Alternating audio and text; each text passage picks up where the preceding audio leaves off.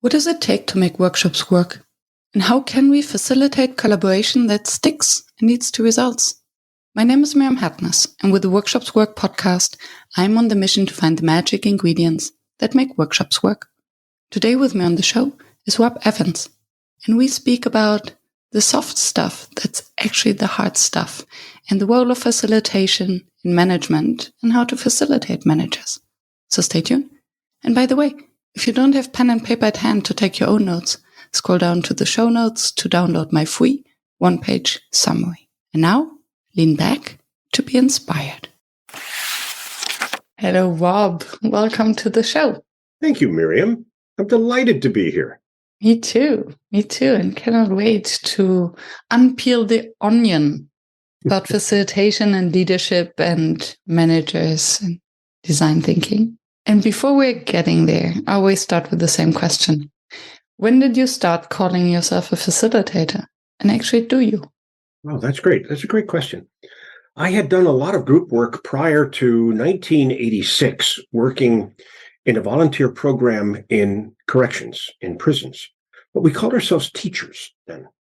And through that group, I got a job while I was a full-time grad student at Harvard as a full-time clinical director of a drug detoxification ward under Cambridge City Hospital, Harvard Medical School.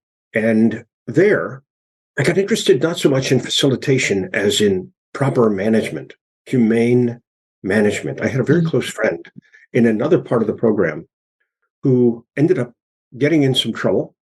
We won't go into the details, but it turned out when they found him in the bar, he had a syringe of heroin in his back pocket, which no one knew about. And he was a very close friend. I didn't know about this. And that really set me back. And I asked myself, how could this happen? How could we not take care of the people taking care of people?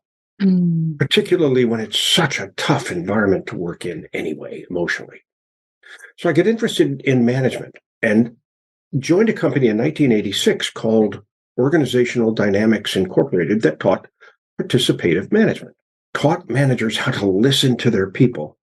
And in training them, we called ourselves facilitators. Probably the first time I'd ever heard the word. Wow. And participatory management sounds a lot like facilitation, actually. It is. It's exactly like facilitation. It's all about teaching managers how not to give orders, but to really facilitate their people to get the best out of them.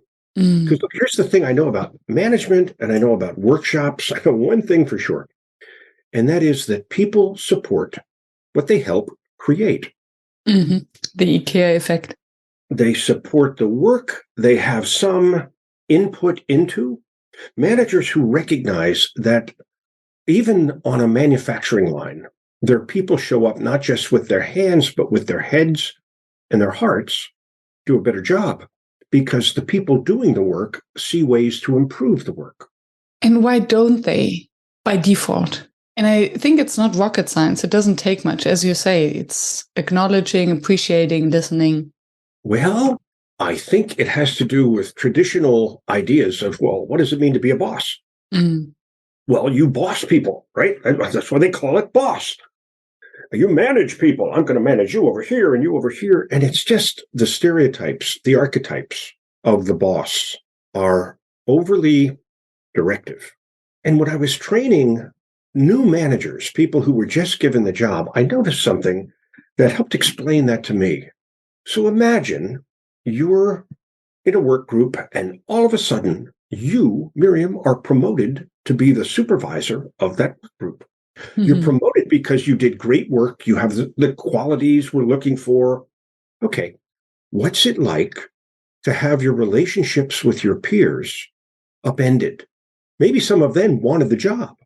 But in any event, the psychological defenses people put up when they're newly promoted into their first management job, particularly without any education, which is how it usually happens, then what have they got? They've got two things. Externally, they've got the archetype of the boss. Internally, they have their sense of loss at their relationships with their old buddies. They have their sense of insecurity because I'm not sure I know how to do this, but I can't tell them I don't know how to do this. So I have to become harsher and tougher and all sorts of bad things just to compensate for the change. So I really saw that when I was working with young managers who had tremendous insecurity. I was their first teacher of management ever. And they were grateful for some education. And what we were teaching them was how to involve people, but still retain a sense of authority and responsibility and control, but not like a boss, like something else. Yeah. And I think it has to do a lot with self-compassion. Exactly right. Oh, that's so good. That's exactly right.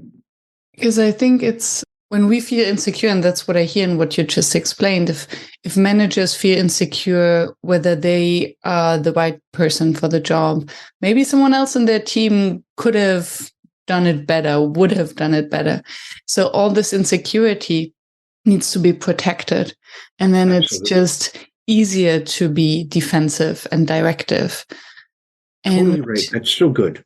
And I think if they learn to self-manage, maybe the self-leadership part in management, or to have more compassion to themselves, then it would be easier as well to, I think, approach their teammates or their former teammates and now direct reports with compassion and talk about it. Quite possibly. And to give themselves a break when they're not perfect, when they make mistakes. I'll often work with senior manager groups, and I'll say something like, if we're honest with ourselves, we're all here, you and me, because we made more and better mistakes than many of our colleagues. Yeah. And we learn from them. But we're not here because we're perfect. We're here because our mistakes are of a higher order. So I'll tell them, I'm probably going to make some mistakes with you, but I've been doing this for a long time. So the mistakes I make with you are going to be world class. I promise. Yeah. As a half joke, because I want to defang the fear of making an error or of saying something that they then come to not believe or want to disavow in the group, just to make it safe to say, what's up? But then doesn't it require also a safe space for that manager? Because it doesn't happen in a void. So I'm just thinking, coming back to the concept of participatory management. So if a manager then invites team members to participate in the leadership and to also have a word, something goes wrong, they have to have their back. And they have to be sure that their manager or leader has the same attitude and has their back. That's right. And we're going to try this. If it doesn't work out, we're going to try something else. So that experimental approach, curiosity and experimentation in doing things that, look, let's be honest, we don't know how to do this yet. So we're going to try some things. We're going to talk about it. We're going to come up with the best plan we got. No plan is perfect. And then we're going to build on that. We're going to beat the plan next time. Yeah. And I find it interesting what you're saying that, yes, most managers get promoted or people get promoted into management positions without having had a formal education. And I think you can study an MBA, you can study management, but I think becoming a manager is like becoming a parent. It is very difficult and no one can prepare you for that. And every time it's different. And what no one prepares you for in being a parent is how painfully tired you will be, how you will be doing things with no sleep in the middle of the night with tremendous pressures on you, and you still have to do things. And that's what people don't understand about management. It's a serious job. And people don't understand that about facilitation either, that it's physically demanding. It takes a certain energy level and focus, and not crazy, too much coffee energy, but real centered, calm when it needs to be, urgent when it needs to be, directed energy. And that energy management is a piece of both facilitation and management. Well, you're not going to learn that necessarily at Harvard Business School or any business school. I don't want to pick on Harvard Business School just because they have a magazine, right? Yeah. I think it is becoming more of a question, of an issue, of a topic within business schools, the so-called soft side of things. And aren't the soft sides the hardest sides? Well, one of my great projects was working with FedEx over a period of years at every level of the company, at the Fred Smith level with his direct reports, right down to people who loaded airplanes and delivered packages, in a large project of total quality management that my company was doing with them. I was leading the charge with them, and we helped them become the first service company to win the Baldrige Award, the National Quality Award in the US. When everybody thought, it's just for manufacturing, FedEx showed how you do it as a service company. And in working with Fred and his direct reports, at one point he said, look, guys, the hard stuff is easy. It's the soft stuff that's hard. Now, no one accused Fred Smith of being a softie. He was a tough guy. He built a big company against huge odds. He was a Marine in Vietnam, one tour on the ground, one tour as a Marine aviator. So he was a tough guy. But he said he learned in the Marines that the real job of an officer is to take care of his people. Mm. You take care of your people, and your people get the job done. And he adopted that within FedEx in brilliant ways, and realized that's the hard part of leadership. It's the dealing with people and all the varieties of people who show up. Well, they're your people. What are you going to do? You have to deal with them. Yeah. And I wonder what is then the difference between leadership, so what we learn in leadership courses, and facilitation. And I wonder whether very often when I read about leadership, it's about the frameworks, the models. It makes it look as if it was the hard stuff, air quotes. No, it's almost as if they have to do that. Although I also had the opportunity to work with John Cotter from Harvard Business School in a program, and we became friends over time.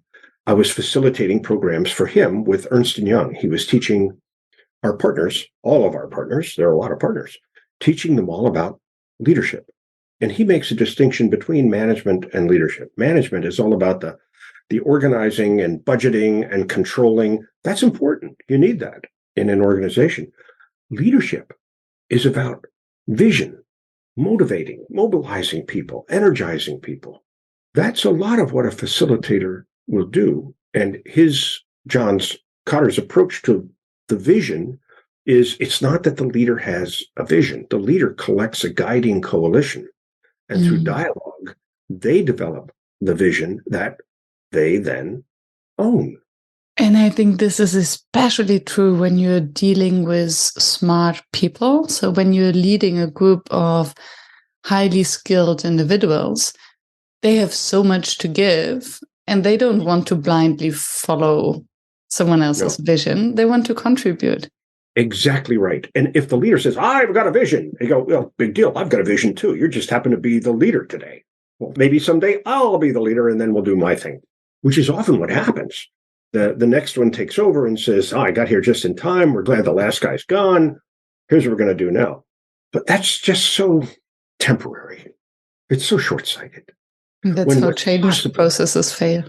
What's possible is organizing and motivating and mobilizing groups of people, because it's groups that get things done. So what have you learned in your very early days working in the prison and with drug addicts about facilitation? That's a great question. You have good questions, Miriam, if I may say so, which you know, and everybody who listens to you knows, but here we go. What I learned in drug programs it's a lot. I learned at some level, everybody's broken somewhere. Sometimes the breaks are more obvious, and sometimes they're not. So I learned compassion for people. You never know what's going on with someone. You never know what just happened at home, or what's happening with their elderly parents or with their kids. Maybe the kids are sick. Maybe something's up. Maybe the marriage is not what they hoped it would be. Or you never know. You never know where someone's coming from. And so compassion and care. And I also learned boundaries. Learned the importance of boundaries and of being willing to say, no, not that. No, that's not what we do here. That's across the line. and to help people keep within ethical boundaries, moral boundaries, technological boundaries. Yeah, we'd like to be able to do that, but we just don't have the technology for that yet. What else have we got? And so careful attention to both what's possible and what's possible now. They call that the adjacent possible. Something might be possible someday, but we can't get there from here. We have a path we have to follow. What's possible now? And even through the dialogue, what has just become possible? Because now we're talking about it. What's possible now? What's longing to happen now? That's the question for facilitation and I think for leadership. Yeah. And the boundaries are a beautiful space to acknowledge the boundaries, to be able to respect and defend them, and then actually to use them, because that's where the creativity happens. If everything is possible, nothing is possible. Nothing's possible. And where's the fun? It's like everything is possible. Okay, well, then we know it doesn't work like that. That is not how the universe works. And the universe reminds us of that every time we imagine everything's possible. And that's a good thing. I like what you said about boundaries and creativity, because the process I use in my facilitation, we call a design shop process. And it's based on design and education. And was developed years ago by a couple, Matt and Gail Taylor. They're both still alive. I talk with them regularly every week. Matt studied as a young man with the great American architect, Frank Lloyd Wright. Gail was an educator who was able to take the throwaway kids and have them excel beyond the so-called gifted ones. So together, it's quite a combination. And the work we do is based on design. And good design embraces limits and says within those limits, a budget of structural conditions, what can we do? What's possible? And when you say design, the definition that comes to my mind, and I just want to make sure that we're talking about the same thing, is an intentional setup of a framework or an intentional boundary. What is design? What is design? Steve Jobs said something like, I'll misquote him, sorry about that, Steve, wherever you are, something like, design isn't just making it pretty at the end. Design is how it works. So design is attention to how things work based on the needs of the people for whom we are designing something, whether it's a device like an iPhone, or it's a process within an organization, or it's moved toward peace rather than war. We've applied it to all of those. And design is a careful process of working together, collaborating, co-laboring, working together. With the end user in mind. With the end user in mind. Yeah. Given all the constraints we have to work with, what's possible? What can we do? How can our creativity and imagination bring something into being that has never been before, or recreate something for this situation that has to be adapted to work here? Just can't take it off the shelf. Boop, boop. It doesn't work like that. Yeah. And then I think the high art of workshop design is then to have the boundaries, to think the possible or the edges of possibility within these boundaries, but then also to bring it home and to plant a seed for action. Absolutely. So that something happens after you left. I'm so glad you said the A word, Miriam. It's all about action. Why would you do a workshop unless you're aiming toward action? That's not a workshop. That's a meeting. That's an information session. What's it leading to? How are we mobilizing people to do what? That's why you have a workshop. One of the questions I ask the people with whom I'm designing workshop is, okay, it's a workshop. What's the work? Yeah. What's the work? And then the next question is, okay, why is that hard? Why don't you just do it? Why are we having this conversation? Then we're getting to the real heart of the issue. Why is this hard? What's in our way? And what's usually in their way? Well, this is where I walk to the whiteboard or grab a piece of paper, or if I'm talking to somebody on the phone, I say, okay, imagine this. And I say, imagine a circle. And I draw a circle with my finger, or I draw it on a board. And then down below, like a Venn diagram, two more interlocking circles. So one above two. In the top circle, I put an R. See, that stands for the rational outcomes we're looking for. Well, we need a new business plan. We need a new organizational model. We need to find a way to solve this problem for that community, whatever it is. That's the rational piece. If that were all there is, that would be easy. Then it would be technical, a technical problem. Mm-hmm. Well, guess what? There's usually more than that. In the circle below on the left, I'll put an E. And I see E stands for emotional. What's going on emotionally in the face of this potential change? Where are people threatened by it? Do they wonder, does this match the values I signed on for when I joined here? What's going to happen to me if that rational change is carried out and these changes go into effect? Wow, what happens to me in that situation? I may not know how to prosper then. But wait, there's more. The other circle on the right, I put a P. That stands for political. Mm-hmm. Who's going to wield power in the new situation? Who loses power? Who's likely to fight this because of who they are afraid they will end up working for in the new situation? And then I draw a line across so the bottom two circles are mostly under the line. And I say that's the water line. And most of the emotional and political stuff is undiscussable. And when changes or transformations to be grandiose fail, it's much more because we didn't get the emotional side right or the political side right than that we missed the technical solution. Mm. So our job in the workshop and our job in preparing the workshop is to lower the water. And I say, I remind them of the Titanic, the great ship that sank when it hit an iceberg. I say, the part of the iceberg that sank the Titanic was the part below the water, the part they didn't see. They saw the top part, but who knows how big the bottom part is. Well, it was bigger than they thought. They couldn't avoid it. It ripped a hole in the side, down it went. And that's what typically happens. So let's lower the water line, see what we're dealing with, and deal with that along with the rational technical problems we have to solve. And this is where it gets tricky. So how do you... Right? That's where you earn the big bucks, Miriam. Right? That's really right. So that's right. Let me ask one of my general questions. What makes the workshop then fail? So what can you do not to lower the waterline? And then we can speak about how to lower the waterline. Great. Well, you put your finger on one of them. What makes it fail is we don't know there's something below the waterline. Mm. We think that the rational solution will sell itself. That's not how people change. People don't change because they see a new idea. They change because they feel a change is necessary and safe enough to give it a try. And emotion comes. Yeah. At the end, it's always economics, right? There's a positive. There's something to win. There's something to change for. Or the pain is big enough.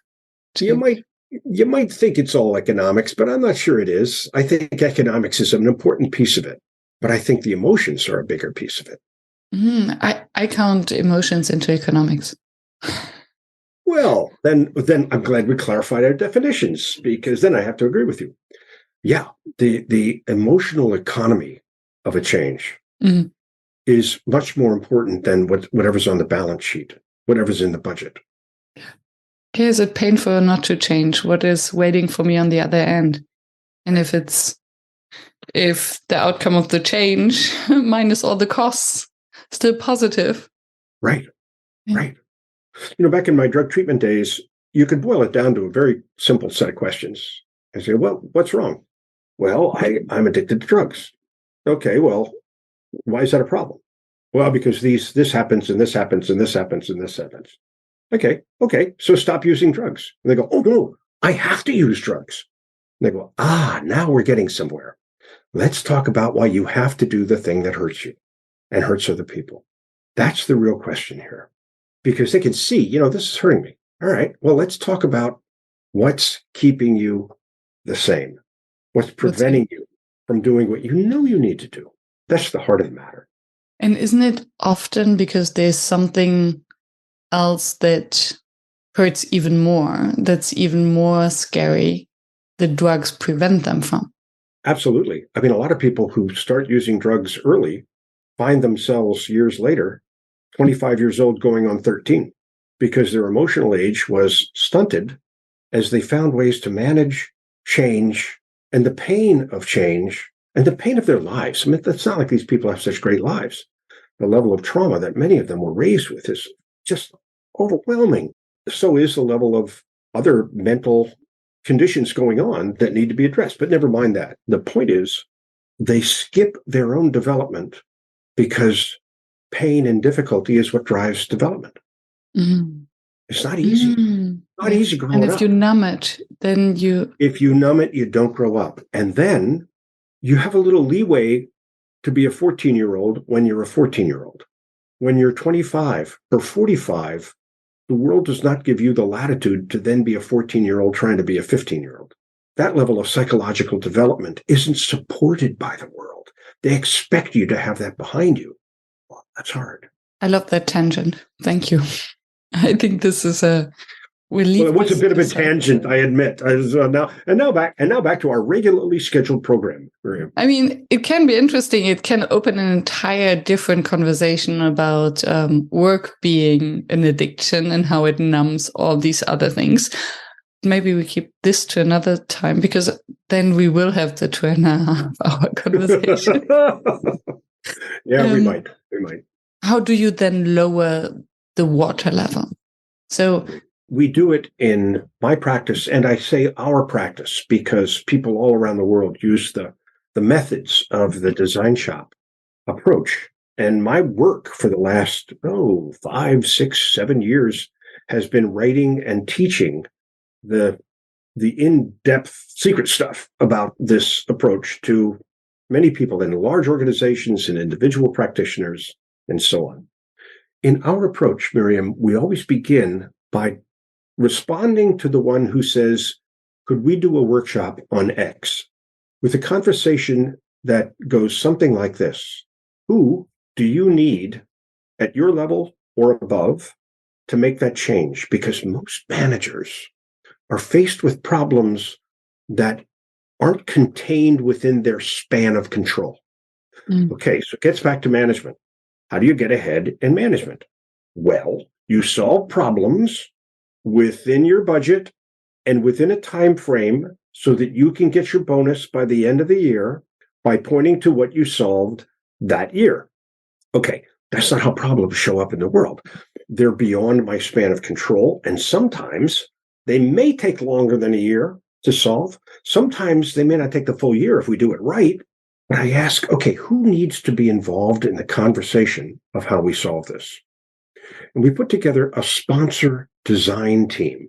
And then which would be 3, 5, 7 colleagues who might have some version of the problem themselves and who are necessary to really solve it and not just get the manager who called you his or her bonus.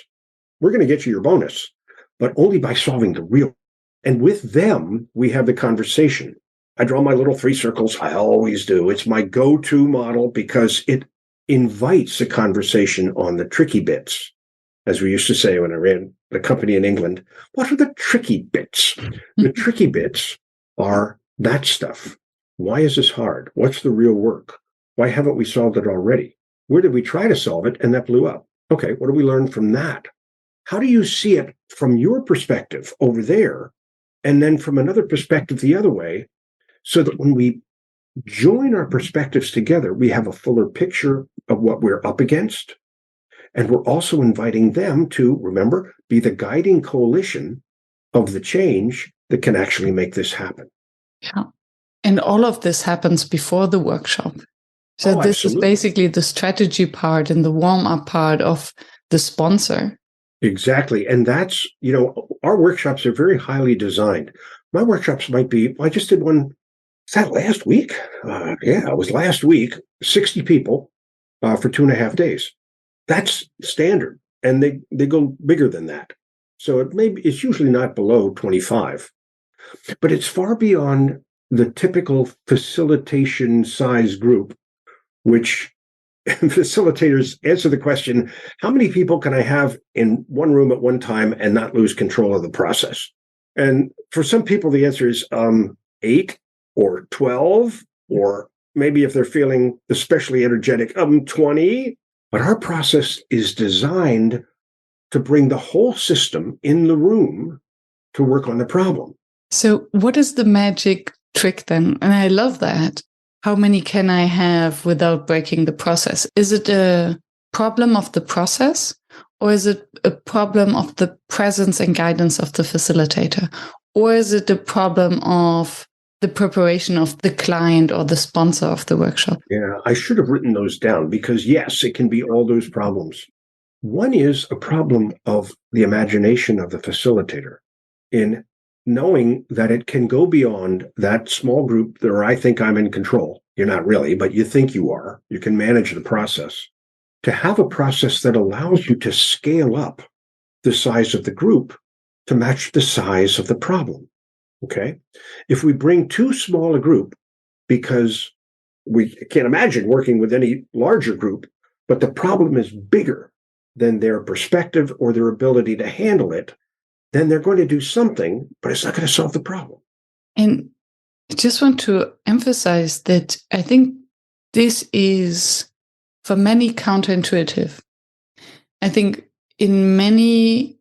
very often what we think is that the bigger the problem, the smaller the group, because the bigger the problem, then it's only management that needs to be, then it's strategic, and then it's management. Wouldn't you like to know where people got that silly idea? Tell me. Wouldn't you like to know? I'm not sure I know. I'm not sure I do. I see it a lot, but you really put your finger on it. It's the bigger the problem, well, the smaller the group, and they got to be a powerful group. Right? Usually that's the approach. So I'm like, yes, actually, it's so true. The bigger the problem, the bigger needs to be the group. The group needs to be requisite, as we say in our design process. It needs to be requisite, and that's a technical term from electronics and cybernetics, and it needs to have as many perspectives as are necessary to solve the complex problem. Mm. Because when we assemble a group, it's not just the people who decide. Yeah. We want to have the people who decide in the room, but guess who else we need? We need the people who know, and often the people who decide are one or two steps removed from what's actually going on. So let's bring the people who are involved, the people who do, the people who know, internal, external, subject matter experts, and then the people who need to live with it, who need to live with the solution. The people who know, the people who decide, the people who do, and the people for whom this is being created. Well, if we get them all in the room, it's going to be a livelier conversation. It'll take a little more time than the 2 hours the managers would give it. Yeah, it reminds me of, it was Joe Nelson who shared a metaphor in our exploration call of a diamond. That a diamond, the more sides and edges it has, the more it shines and the more valuable it is. And so is it with the many perspectives. Exactly. That you need, but it's also hard work. I mean, that's why diamonds get so expensive. And that's why facilitators get so tired, because it's hard work. And I thought you would say expensive. And not to mention expensive. The question is, do we really want to solve the problem, or are we just going to make a gesture so that at bonus time, it looks like we did enough to get me my bonus? Or we really got to solve it? What's it worth to solve it? Really solve it? That's the question. Is it expensive? Yeah. Compared to what? Compared to having the problem persist? And then how much work goes actually in the preparation? Because yes, you need to, so you have the strategy bit to prepare the client or the who is actually inviting to it. And then it's about having the right people in the room. They need to know why they're in the room. Yes. And aligned. And then starts the work on the process in the space. Yes. And you don't have to have all the answers given to the people who show up before they show up, because we're showing up to co-evolve, to develop. to collaborate and develop together an answer that may not have existed before and couldn't exist without the perspectives of all those people in the room, and then won't be carried out without the commitment of people in the room to play their part as we go forward. People support what they help create. So we have 3 phases in any one of our design shops. We call them design shops: scan, focus, and act. Now, act is, okay, what are we going to do? How do we break this down into roles and responsibilities so people coming out of here know what's going to happen, what their piece of the action is going forward? How are we going to test it? How are we going to iterate it and evolve it? How will it get better when some parts fail and we recover from that? That's all a part of the act. Starting with, okay, what are we going to do? Of all the things we could do, what are we going to commit to? And do we all commit? How do you get that? That's great. That sounds great. How do you get there? You start with a scan. Scan meaning, what do we have to learn? How do we have a different conversation about this? And what does Miriam know that Rob doesn't know? A lot. Well, good. How do we help Miriam share what she knows along with the other 59 people sharing what they know and what their perspectives are? Wow, that takes a little thinking of getting that out, and we know how to do that. How do we bring in external examples? How do we bring in metaphors and historical examples? How do we bring in science? How do we bring in nature? How do we bring in what natural processes look and feel kind of like this? For one example, what am I talking about? Let me see if I can be concrete here. We were working with a company that was in an economic downturn. And the question was, how do we get through this? So among the metaphors we had them look at was one based on my taking my kids out to a dude ranch in Arizona when they were in high school. We learned about the survival of animals and plants in a desert. At the Sonoran Desert Museum, I picked up a bunch of books. I said, this is great. I can use this in my design shops. Okay, how do animals and plants survive these harsh conditions until the rains come again in the spring? We had people read that stuff, and they came up with the most marvelous ideas because they were thinking metaphorically. They weren't thinking, oh my God, how are we going to get through the next quarter? They were discovering how plants protected themselves. They discovered deep roots. They discovered a whole bunch of things. And through the metaphors, they got ideas, all part of the scan. It's interesting how it works, right? Because it creates new synapses, or it's a priming mechanism for our brain. It helps us to put on glasses to look at the problem through a new perspective that has basically been primed or manipulated through the metaphor. Yes. Well, manipulated, I like to say designed. Yeah. And so designed with the sponsors, because I would not do anything I didn't tell them I was going to do. I may not tell the group what I'm going to do because they would think it's crazy and decide that's a good time to go take a phone call. So the sponsors know it's coming, even if the group doesn't. And in a group of, let's just make the numbers easy, in a group of 50, I'd have 7 groups of 7 people looking at a different metaphor or a different historical example or so on. And first of all, reading some things.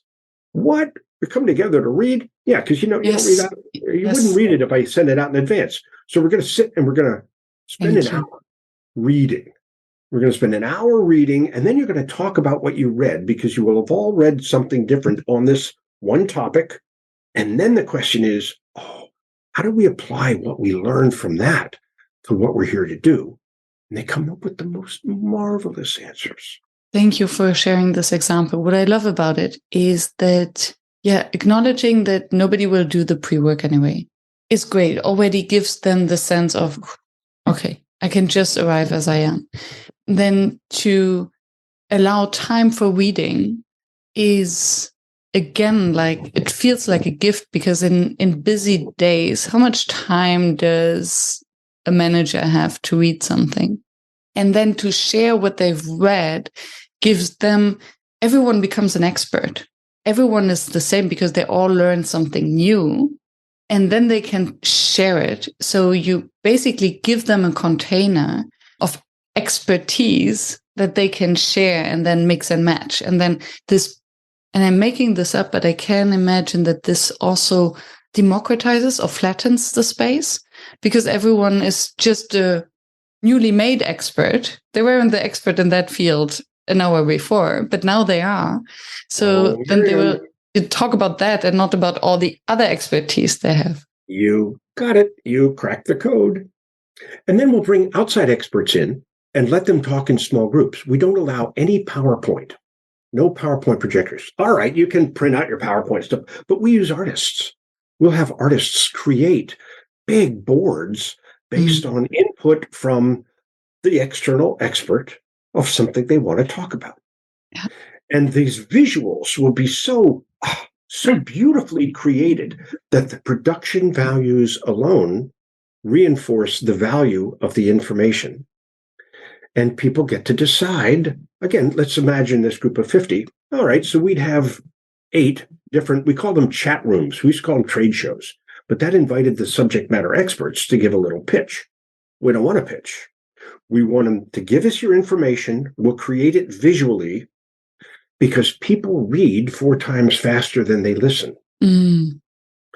Which is why PowerPoint sucks, you pardon the expression. I'm going to show you my favorite 10 bullet points on this topic. And while I'm reading bullet point number 2, you've read down to the bottom and are wondering what's taken me so long to get to the next slide. So we don't do that. We put information out visually because people can take it in much faster. And we say, let's have a conversation about that information and what it means. So even when there is an external expert, we prep them with questions, not answers, so they get the conversation going. But you have really put your finger on the essence of this. It's about igniting the agency of a group and individuals to own what they know and apply what they know together in new creative ways to solve this problem. I love that. So we started with act, then there's scan, and in the middle is focus, where we play what if? What if this? What if that? We'll do scenarios. We'll say, all right, let's do a pre-mortem. If we were going to blow this up, how would we do it? What are the typical ways that our organization typically screws something up? All right, let's imagine we screw it up this way. How did we do it? And how could we have anticipated and avoided that early? Or we'll play red team. We'll say one of the 7 groups, you get to be a collection of your worst fears. 2 of your biggest competitors combine. They hire you to work with them to take down the organization that they just hired you from. How would you do it? Or if you had the resources of this company, how would you apply those resources to this problem? Okay. The ideas are great, and we're sifting through ideas because we like to say, Miriam, creativity is the process of eliminating options. Just coming up with a long list of what we could do. Big deal. You love the counterintuitive, right? It's exactly right. So it's usually people would say creativity is the art of adding options and widening the horizon. And that never works. The difficult part is to eliminate. Well, we do widen the horizon. Sometimes we say to solve a problem, you have to make it bigger. Yeah. We go, what? No, I'm trying to make it smaller. Yeah, we'll make it smaller, but first we make it bigger. To see the nuances and the edges. Exactly right. And bring the people in we need to solve that big problem, because then along the way, oh, by the way, your problem will be solved too. And then you can see through the cracks. Yes. Boom. Yeah. And when I think of, okay, my brain is just firing up. And Mine too. Thank you for that. I really love how you're relying on basic human behavior or instinctive human behavior to craft your sessions. That, back from what I learned from drug programs on, is you work with the people who show up, not the people you wish had showed up. Yeah. If you're not dealing with human beings, who exactly are you dealing with? You're dealing with something fake. And we all know how to be fake. We do that all the time. But if we really want to invite human beings to show up, and that's our secret, by the way. Shh. I'm going to tell you, but don't tell anybody else, okay? The secret to our process is to create an environment in which human beings can actually show up. Because human beings are phenomenal problem solvers. We've been doing it for hundreds of thousands of years, or we wouldn't be here. Yes, and now I can clearly see how your past, and that's an assumption, but I can see it, how your past working with drug addicts helps you, because if you can have compassion, or in prisons, if you can have compassion, if you mastered the compassion and seeing the human beings, the deep humanity in a person who basically arrived at the bottom of society, if you can see them as human beings and honor them, their humanity, then it's very easy to do the same in a workshop context with leaders and powerful people. Right. That's one wing of the butterfly. The other wing of the butterfly is to hold a vision for what's possible for this person that they may not believe is possible, and to not let them settle for less. That's the thing most rookie facilitators don't get. They think they're done when the client is tired. No, you work with the sponsor design team to really be tough, hard-nosed about, look, what has this solution got to be able to do? And if it can't do it, we don't have it yet. So and just because you're tired doesn't mean we're done. I love it.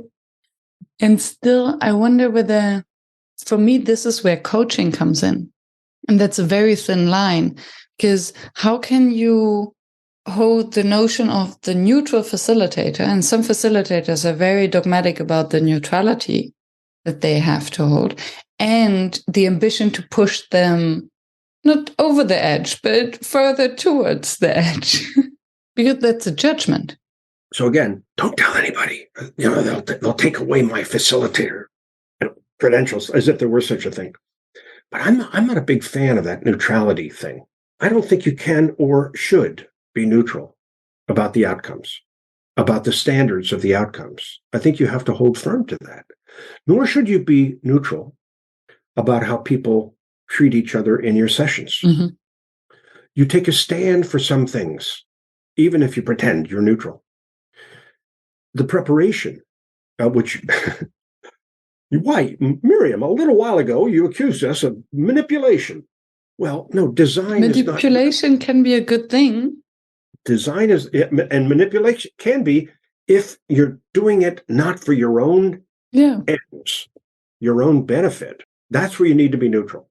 You need to be out of the payout, right?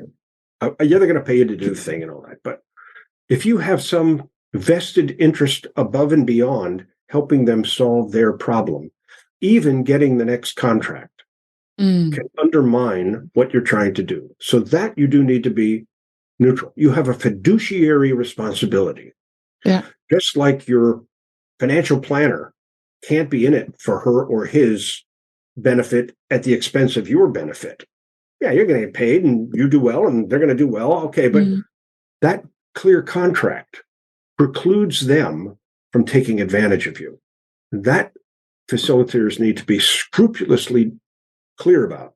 And that said, you have to really commit to the outcomes that are good for them and good for society. If you can't commit to that, you shouldn't do the work. Yeah, I think that not all facilitators would agree. I know that. And I'm glad. Because, when we all agree. And I think it depends on the capacity of the facilitator. Because if you challenge the group and push them further and have a vision that you want to share with them so that they can go beyond what they envision, you do have to have the intellectual capacity and understanding. Right, you do. So that's a different level of responsibility. And you do have to have the coaching skills that goes with it. Because facilitation and coaching, yes, we often use the same skills. And I think there's some parts that are very different. No, remember that I agree with that, Miriam. Let me explain how that shows up in our work. The sponsor design team, group of, let's call them 5 people, who work with you leading up to the session who have the responsibility to get the right people in the room. Mm-hmm. You want people with a political clout to say, I need you to show up, or would you do this for me? Or they need to get the right people there. They need to work with us in advance to figure out what's below the waterline, what's hard about this, what are the headwinds we have to deal with, what are we really trying to achieve, and why is that good, and what happens if we don't. Then they come early and stay late. We work with them the day before the session. We show them what we're going to do. We develop the agenda. We don't tell anybody but them the agenda, because when you hand out an agenda, most of what can happen to that is bad.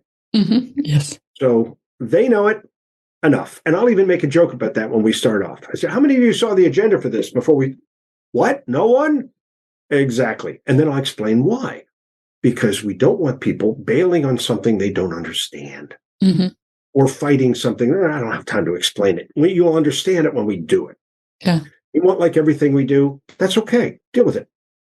So we work the day before to show people everything we're going to hand out. In those 7 groups, we don't have a facilitator in each group that we identify. We write an assignment and say to the group, pick a facilitator. Mm.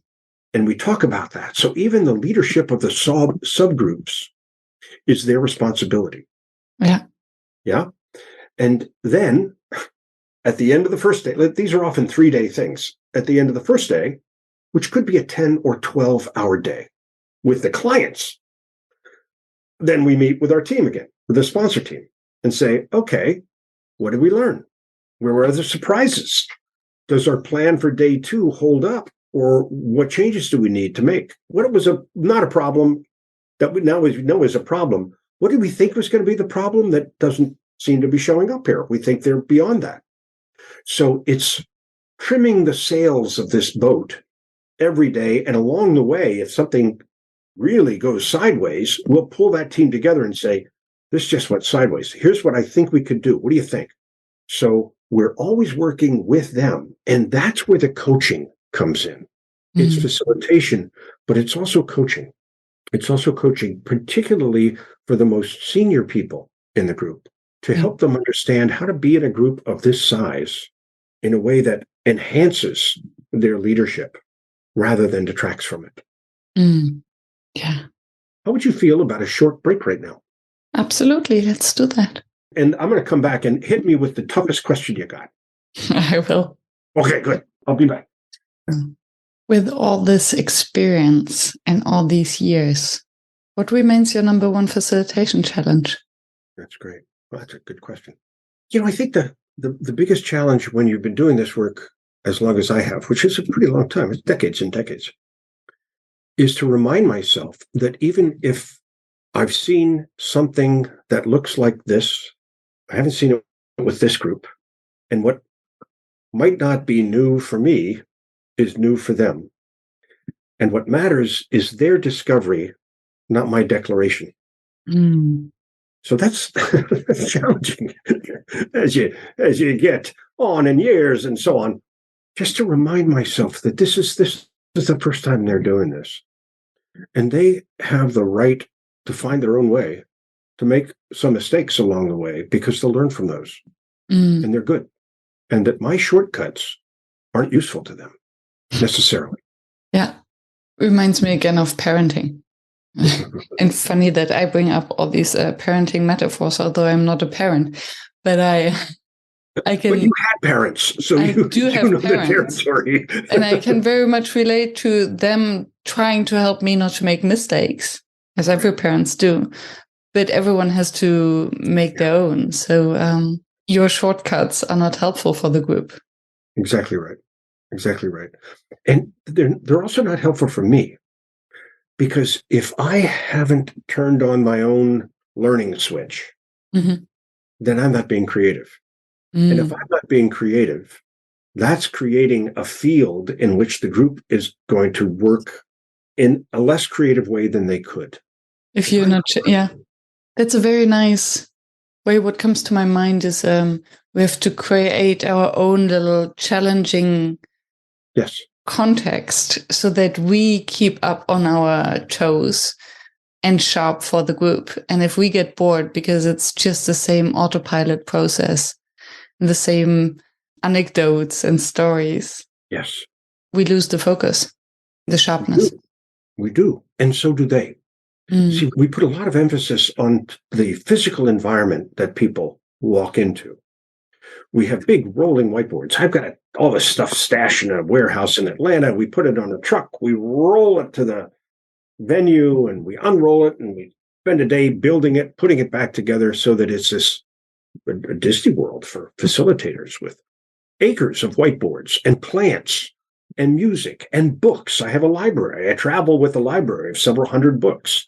I make it in a big crate that opens up, and there's the library, and we unpack it. And I have artists creating live art in front of people. We use music to regulate the mood and the energy of the environment.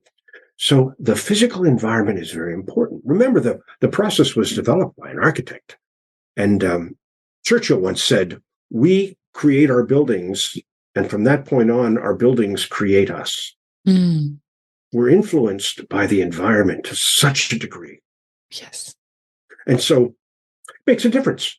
Are people sitting opposed to each other across a table? Or are they alongside each other facing a whiteboard in which ideas are written down, not as this sides or that sides, but as ideas? And then we can be hard on the ideas without being hard on each other. Yes. So, and the impact it has to remove a table. It's huge. And so people go, well, where am I going to put my computer? I said, what do you need a computer for? You don't need a computer. Well, I want to take notes. We're taking notes. We're going to take pictures of everything that goes up on the wall, and we'll make that available to you. In fact, you can have it in the next session if you need it. It'll be that quick a turnaround, and we'll also make it all available after the session. You don't need to take it. You can, but you can't take it on your computer because the computer is not a computer. It's a connector. And all these weapons of mass distraction that we carry around in our pockets and in our purses and in our briefcases, we don't need them. It's not about that. It's about connecting with each other. Yeah. So what do you need a table for? Now, when we bring out the books, you're going to read these books, then we need a table. Then we have tables that break down and set up and break down and set up very easily. And the environment changes to meet the needs of the group. It facilitates. It makes easy or smooth, which is what facilities are supposed to do and often do not do. We aim that ours do. So we think carefully about each exercise and what environment will serve the group in that exercise. And that's what they show up. That's what appears for them. Yeah, which brings to my mind what you mentioned in the beginning of our conversation about managing the energy. Yes. And how to manage the energy of a group with also standing up, going into different ways, using different parts of our senses, but also of the space, because if we are sitting down all the time. That's so good. That's so good, Miriam. And that's another reason to not have tables. Tables are to be sat at. Whiteboards are to be written on by everybody. That's why I have all these markers, and they all work. We test them before every session. So there's never a dry marker, because who needs that? That detracts from the energy. Yeah. Okay. So you want people on their feet at the board talking with each other. A friend of mine once said, it dawned on me, I never had a good idea while I was sitting down. I was always standing up and moving. So how do we get groups to move is the question. Yeah. Beautiful. And I remember that in our exploration call, you mentioned that you helped Tony Robbins design his very first workshop. So I cannot not ask, what can we learn from Tony Robbins about facilitation? That was such an interesting time. I ran into Tony as he was just starting out. He was just beginning to do his big workshops, and he needed somebody to produce his workshops in Boston and New York. And I was running drug programs. And I said, this looks like fun. I changed my dissertation topic at Harvard from leadership. I was a doctoral student in religion and society, and changed it from leadership succession in the Hare Krishnas to firewalking. because I became very interested in, one, the phenomenon and the metaphor. Mm-hmm. What I learned from Tony is I learned a lot from Tony. I learned the power of metaphors. Think about fire as a metaphor. Mm-hmm. Fire is inherently fascinating to everybody, including young children, who must be taught that fire is dangerous for them. Oh, hot, hot, ooh, hot, hot, ooh. And they don't even know what hot is, but they do it. They touch it. But you don't want them to touch it. So you're warning them about this inherently fascinating thing. Oh, the first in a series of inherently fascinating things, like crossing streets, like strangers, like eventually sex, like all these other things that are inherently fascinating that have learned inhibitions. Mm. Well, then what happens if you go back to the metaphor, the first metaphor, fire, the first fascinating thing we learn to be afraid of, and we deal with our fear of that? The subtitle of the workshop was Fear into Power. Well, when you walk on fire and you don't get burned, that's pretty impressive. Pretty impressive. And then the question is, what else did you learn to be afraid of that maybe you don't need to be afraid of anymore? What did you reconsider? And that's what interested me. So I learned about the power of a really good metaphor from Tony. I watched his management of his own energy over the course of a weekend workshop. And I saw how he used his energy, music, group interaction to manage the energy of a group and to impart information within the context of that energy management. So I learned a lot from Tony. Yeah. Energy management again. And the metaphors and how you describe them reminds me a lot of what we call now experiential learning. And that's what Gail Taylor, Matt's wife, the educator, was very involved in as it was being promulgated in the US after the Russians scared us with Sputnik. And we felt like, oh my God, we're falling behind. We need to catch up. And experiential education, particularly in the sciences, but also in any kind of education, started to take off then. In my latest casebook, every year I publish a book of examples of good work being done around the world. And I'll throw in a few Easter eggs, not listed in the table of contents, but just for fun. And if you find this, I think you'll enjoy it. And one is Gail's telling the story of her developing the learning exchange for students of all ages in Kansas City following this outburst of experiential education is as the latest, greatest thing in education. And Gail said, well, maybe it shouldn't just be for kids. Maybe it should be for all ages learning together. So yes, it is experiential education. And that's at the very roots of this process, because people learn more from experience than they learn from explanations or examples. Which then brings your background in the studies of religion and society. And we spoke about that in our exploration call. So I published a paper in the Journal of Religion. So very interested in that. And now wonder, the connection I haven't made before is that that's how religion or religious communities actually also work, that they use experiences for learning purposes. Absolutely. And religious leaders have to be fantastic facilitators.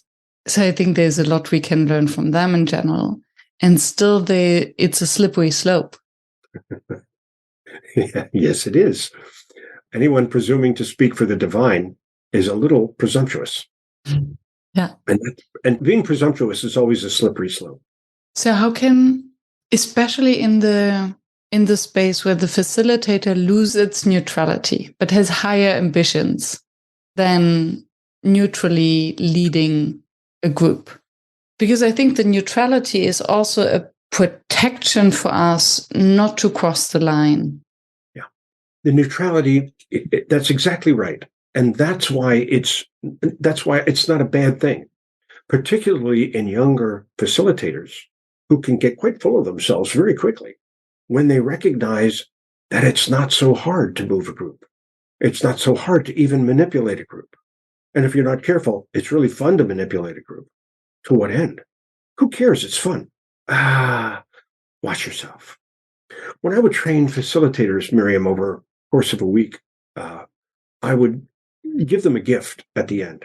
I would, along the way, show them an episode from Star Wars with Yoda training Luke, where Luke goes down into a cave and the image of Darth Vader comes and they fight and he wins, cuts off Darth Vader's head, and the head rolls down and the mask is revealed that it's not Darth Vader, but it's Luke, that he's his own potential enemy. But Yoda, the Jedi Master, has gotten beyond that. And then I would show them the clip from Fantasia of Mickey as the Sorcerer's Apprentice,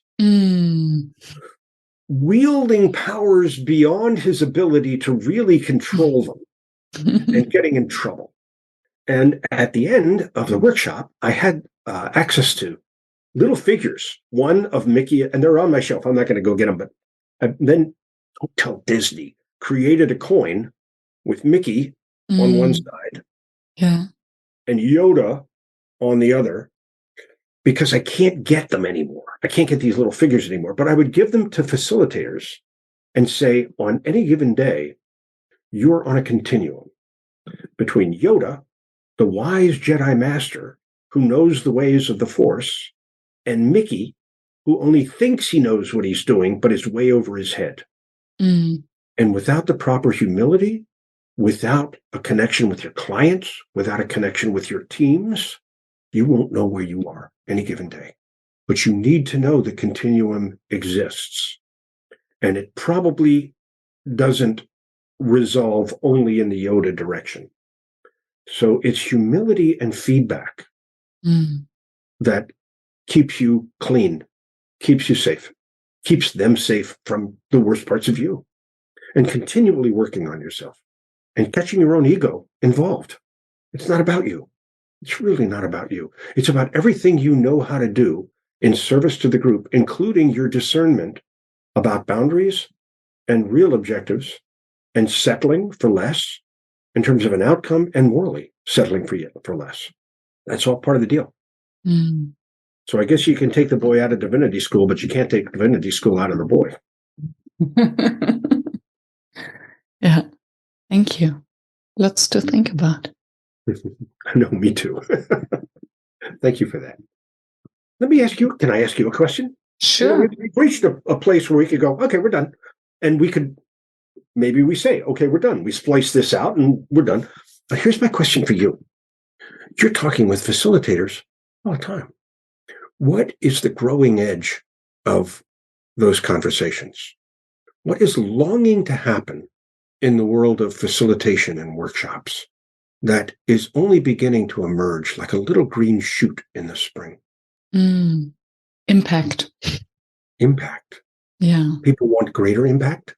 I think there's a potential to have greater impact as facilitators that is not fully recognized yet. And I think that, conversations like this one, and to actually question the need of neutrality and discuss what it means if there's no neutrality and how to then stay within the boundaries.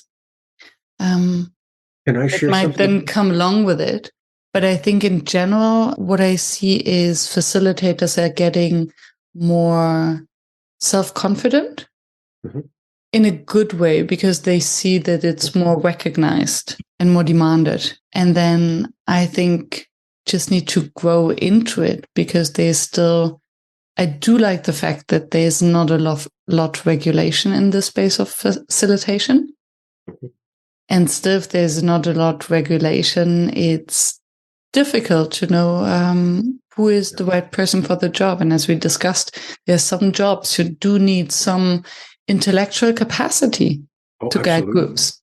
Absolutely. Absolutely. This is not, again, it's not something you can do by rote.